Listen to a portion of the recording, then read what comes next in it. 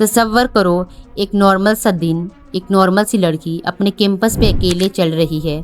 अचानक एक आदमी आता है, हैंडसम सूट में, मुस्कुराता हुआ, कहता है क्या आप मेरी मदद कर सकती हैं। वो लड़की रुकती है क्योंकि वो सेफ लगता है, क्योंकि वो पढ़ा लिखा लगता है, क्योंकि वो अच्छा दिखता है। और यही उसकी सबसे बड़ी गलती होती है। ये सिर्फ एक कहानी नहीं दोस्तों, ये है टेड बंडी की कहानी। एक ऐसे इंसान की जिस पर जज ने यकीन किया, जिस पर दुनिया ने यकीन किया और जिस पर पुलिस ने यकीन किया, और जिसने 30 से ज़्यादा मासूम लड़कियों की ज़िंदगी छीनी। Hey friends, I am your host Sabia and you are watching Sabia investigates. दोस्तों 24 नवंबर 1946 में वर्मोंट के एक शहर बर्लिंगटन में टेड बंडी की बर्थ हुई। बाहर से बिल्कुल नॉर्मल बच्चा, अंदर एक ऐसी खामोशी थी जो डर देती थी। उसकी अम्मी लुइस 22 साल की थी जब टेड बंडी की बर्थ हुई। वो शादीशुदा नहीं थी। अपने रिलीजियस घर वालों से शर्मिंदगी छुपाने के लिए वर्मोंट के एक स्पेशल घर में चली गई और फिर टेड को फिलाडेल्फिया में अपने नाना नानी के पास अपना बेटा बता के पाला गया। सबको बताया गया कि ये उनका बेटा है और टेड को बताया गया कि उसकी अम्मी उसकी बहन है। सोचिए ज़रा एक बार, एक बच्चा जो जानता ही नहीं वो है कौन। टेड के बर्थ सर्टिफिकेट पे बाप की जगह लिखा था अननोन। आज तक कोई नहीं जानता कि उसका असली बाप कौन था। अंदर से टूटापन और लोगों के साथ ऑकवर्ड था। दोस्त बनाना मुश्किल था उसके लिए। अंदर ही अंदर एक गुस्सा था, एक खालीपन जो बढ़ता रहा और बढ़ता रहा। और वो टूटापन दुनिया ने बहुत महंगा चुकाया। दोस्तों बड़े होकर टेड ने यूनिवर्सिटी ऑफ वाशिंगटन से साइकोलॉजी में डिग्री ली। 1971 में सेटर की सुसाइड हेल्पलाइन पे वॉलंटियर किया, पॉलिटिशियंस के साथ काम किया। सब कहते थे ये बंदा बहुत अच्छा है और इसका फ्यूचर बहुत ब्राइट है। वहाँ उसने एन रोल से दोस्ती की जो बाद में टेड बंडी की बायोग्राफी लिखने वाली थी। एन रोल ने खुद कहा कि मैं कभी ये जान ही नहीं सकती थी कि वो ऐसा कर सकता है, और यही उसका सबसे बड़ा हथियार था। नॉर्मलसी और अंदर अंधेरा बढ़ता जा रहा था। और फिर 1974 आया। वाशिंगटन के एक शहर सेटल में अचानक से लड़कियां गायब होना शुरू हो गई, खामोशी से, बिना किसी शोर के। दोस्तों डिटेक्टिव्स और पब्लिक को एहसास होना शुरू हो गया कि हर महीने एक लड़की गायब हो रही थी।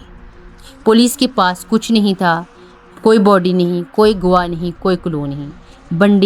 बंडी की इस तमाम विक्टिम्स में एक चीज़ कॉमन थी, तकरीबन सब की सब लॉन्ग डार्क हेयर वाली यंग लड़कियां थी। दोस्तों एक दिन लेक समामिश स्टेट पार्क में दो लड़कियां, जानसी ओटा और डेनस नेसलन, सिर्फ 3 घंटे के फ़र्क से गायब हो गई। गवाहों ने बताया कि एक हैंडसम बंदा अपने हाथ में स्लिंग डाले लड़कियों से हेल्प मांग रहा था।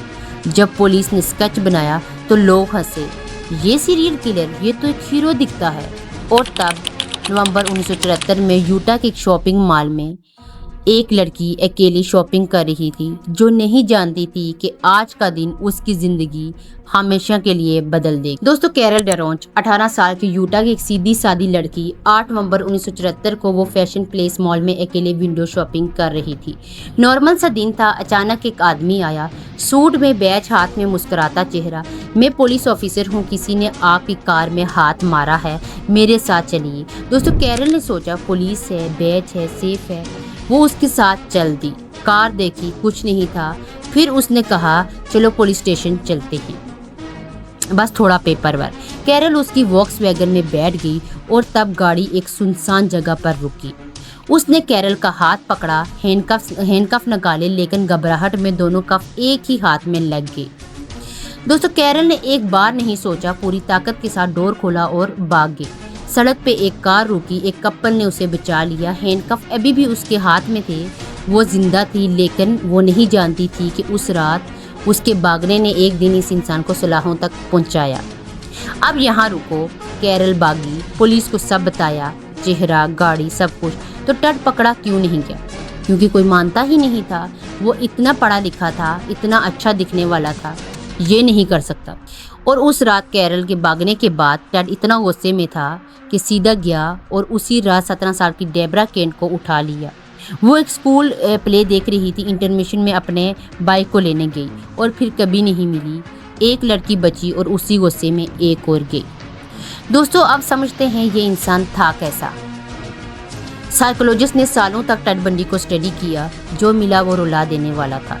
दोस्तों, टेड को दूसरों का दर्द बिल्कुल फील नहीं होता था, जीरो, बिल्कुल कुछ नहीं। उसे लगता था कि बाकी सबसे बेहतर है और रूल्स उसके लिए नहीं हैं। और सबसे बड़ी बात, वो एग्जैक्टली वैसे ही बनता था जैसे सामने वाला दिखना चाहता था। पुलिस के सामने हेल्पफुल बंदा, कोर्ट के सामने ब्रिलियंट स्टूडेंट और लड़कियों के सामने सेफ और केयरिंग इंसान। दोस्तों, साइकेट्रिस्ट ने कहा है कि ऐसा बिहेवियर सिर्फ उन लोगों में होता है जो बचपन में सीरियसली ट्रोमेटाइज हों। और एक और चीज़, टेड के दांत का कास्ट बनाया गया, जो बाद में कोर्ट में सबसे बड़ा एविडेंस बना। टेड फाइनली पकड़ा गया। एक पुलिस ऑफिसर ने रात को उसकी सस्पिशियस कार देखी। अंदर से हैंडकफ्स, रोप, स्की मास्क और क्रोबार मिला। कैरल ने लाइनअप में फौरन पहचाना, गिल्टी, 15 साल की सज़ा। लेकिन टेड के लिए जेल कोई मसला नहीं थी, क्योंकि 1977 में कोलोराडो में मर्डर केस की हेयरिंग थी। टेड खुद अपना वकील था, तो हैंडकफ्स नहीं लगाता था। जज ने उसे लाइब्रेरी में अकेला छोड़ा और टेड दूसरी मंजिल से खिड़की से कूदकर भाग गया, सीधा मेन रोड पे और स्पेन की गलियों में। 6 दिन बाद पकड़ा गया, वापस जेल। टेड ने दोबारा एस्केप किया, इस बार सीलिंग तोड़ के। दोस्तों, 17 घंटे तक किसी को नहीं पता चला, 17 घंटे। और इस बार वो फ्लोरिडा गया, जिसका चैप्टर सबसे ज़्यादा डार्क है। दोस्तों, 8 जनवरी 1978 टेड तालाहासी, फ्लोरिडा पहुंचा। फ्लोरिडा स्टेट यूनिवर्सिटी के पास एक बोर्डिंग स्कूल में रहा। सोच रहा था यहाँ कोई नहीं जानता, सेफ हूँ। 15 जनवरी 1978 रात के 3 बजे फ्लोरिडा स्टेट यूनिवर्सिटी के campus sky omega sorority house, 40 लड़कियाँ वहाँ रहती थी, बिल्कुल अपने घर जैसी जगह। टेड एक टूटी हुई बैक डोर से अंदर घुसा। हाथ में लकड़ी का डंडा था। किसी ने नहीं सुना, किसी को पता नहीं चला, जब तक बहुत देर हो गई थी। दोस्तों, 21 साल की मार्गरेटा बोमेन सो रही थी। टेड ने उस लड़की को डंडे से मार दिया। फिर 20 साल की लिसा लेवी उसका कमरे में गया, उसे भी मार दिया। कैथी क्लीनर और करन चैंडलर दोनों जख्मी हुए, लेकिन जिंदा बच गए।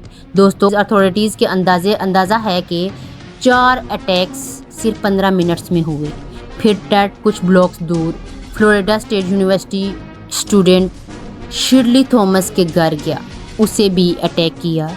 वो भी जिंदा बच गई, लेकिन एक कान से बैरी हो गई। एक रात में 2 कत्ल, 3 जख्मी। पुलिस के पास कुछ नहीं था, बस एक चीज़, एक बाइट मार्क जो टेड के एक विक्टिम की बॉडी पे छोड़ा गया था। यही उसकी सबसे बड़ी गलती थी। और इस बीच 9 फरवरी 1978 को टेड ने 12 साल की किम्बरले लीच को उठा लिया, अपने स्कूल से दिन में मार दिया, 12 साल की बच्ची को। और तब 15 फरवरी 1978 को रात को 1:34 पर पेंसाकोला में एक पुलिस ने एक सस्पिशियस स्टोलन कार देखी। बंडी ने अपना नाम देने से इनकार किया और पुलिस से लड़ गया, लेकिन पकड़ा गया। टेड बंडी इस बार खत्म। दोस्तों, 1979 में टेड का मुकदमा शुरू हुआ और अमेरिका का पहला ट्रायल था जो पूरी दुनिया में टीवी पर दिखाया गया। और टेड ने खुद अपना केस लड़ा और कोर्ट में कुछ ऐसा हुआ जो आज तक कोई बोल नहीं पाया। दोस्तों, टेड ने अपनी गर्लफ्रेंड कैरोल एन बोन को, जो विटनेस स्टैंड पे थी, प्रपोज किया। बोन ने हाँ कहा और फ्लोरिडा लॉ के मुताबिक ये लीगल शादी होगी। डेथ रो पर मर्डर ट्रायल में कोर्ट में शादी। दोस्तों, एक बात याद रखिएगा, नार्सिसिस्ट हमेशा नार्सिसिस्ट ही रहता है और टेड बंडी आखिरी दम तक नार्सिसिस्ट ही रहा है। और वो बाइट मार्क टेड के दांत का कास्ट बनाया गया और वो बिल्कुल मैच करता था विक्टिम की बॉडी पे छोड़े गए मार्क से। ज्यूरी ने सिर्फ 7 घंटे में गिल्टी का फैसला सुनाया, 3 बार मौत की सज़ा। 21 जनवरी 1989 टेड ने FBI एजेंट को बताया कि उसने 30 लोगों को मारा है, 7 अलग अलग स्टेट्स में। दोस्तों, 1973 में से 1978 के बीच में ये सब हुआ। यहाँ एक सवाल पैदा होता है, ये पूरी कहानी सुनने के बाद आपको क्या लगता है कि टेड ने माफ़ी मांगी होगी, या वो रोया होगा, या उसने जिम्मेदारी ली होगी? नहीं, उसने ऐसा कुछ नहीं किया, बल्कि उसने मीडिया को ब्लेम किया, उसने सोसाइटी को ब्लेम किया, उसने पोर्नोग्राफी को ब्लेम किया। आखिरी दम तक अपनी गलती नहीं मानी। दोस्तों, 24 जनवरी 1989 सुबह 7 बजे इलेक्ट्रिक चेयर जेल के बाहर लोग जश्न मना रहे थे। टेड बंडी खत्म। तो दोस्तों ये थी टेड बंडी की कहानी, लेकिन मैं चाहती हूँ यहाँ से आप लोग एक चीज़ लेकर जाएं। टेड बंडी इसलिए पकड़ा गया क्योंकि कैरल बागी एक शाय अकेली 18 साल की लड़की जिसने लड़ाई की, जिसने हिम्मत की और जिसने बात की। कैरल आज भी जिंदा है, कॉलेज किया, करियर बनाया, ज़िंदगी बनाई और टेड राख बन गया। लेकिन याद रखना, मॉन्स्टर हमेशा बुरा नहीं दिखता। कभी कभी वो सूट में होता है, बैज हाथ में, मुस्कुराता हुआ चेहरा और बिल्कुल सेफ लगता है। अंदर की आवाज़ कभी मत मारो।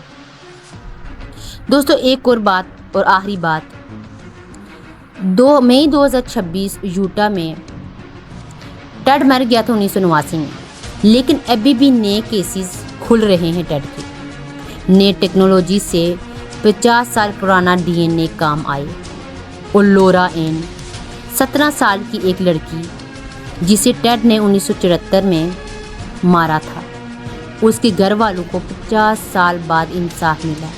ये कहानी अभी ख़त्म नहीं हुई। अगर इस वीडियो ने तुम्हें अंदर तक छू लिया तो लाइक करो, शेयर करो और सबिया इन्वेस्टिगेट को सब्सक्राइब करो। कमेंट्स में ज़रूर बताओ कि कैरल की जगह तुम होते तो क्या करते, और ये भी कोर्ट में शादी वाली बात तुम्हें पता थी या नहीं, क्योंकि अगली बार एक और चेहरा, एक और सच जो तुम जानना चाहोगे।